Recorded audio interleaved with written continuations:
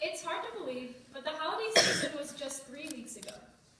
3 weeks ago, people were singing about making the Christmas spirit last forever. 3 weeks ago, it seemed everyone in the country wanted to work out 7 hours a day, keep a journal, and drink only green tea. These resolutions were important. As G.K. Chesterton once said, "The object of a new year is not that we should have a new year. It is that we should have a new soul and a new nose, new feet, a new backbone, new ears, and new eyes." Unless a particular person made New Year resolutions, she would make no resolutions. Unless a woman starts afresh about things, she will certainly do nothing effective. And yet, now that it's January 19th, most people have forgotten that the hope of the new year or the joy of Christmas even happened. Now that the shininess of the new year is gone, people are quickly slipping back to binge-watching their favorite shows and snacking incessantly. I've often been one of those people who's had trouble sticking to or even remembering her resolutions.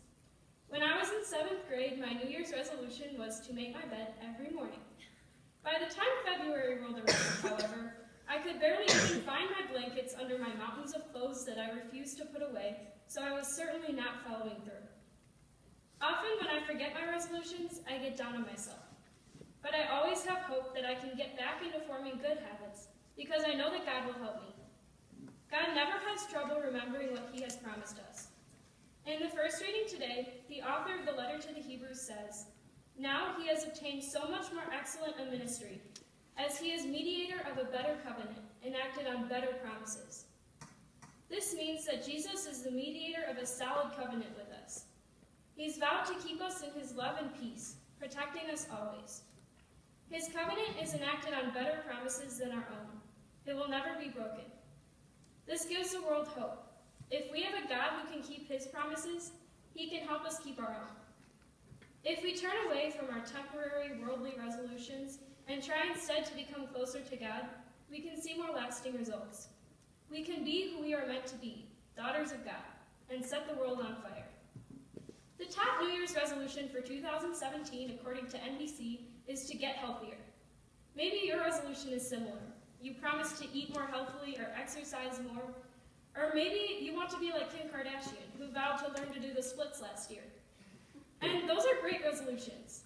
But this year, let's challenge ourselves to do more. In addition to eating healthy foods, we can do more to feed the hungry. We can get into shape physically, but let's also vow to get into shape spiritually by dedicating each day to God.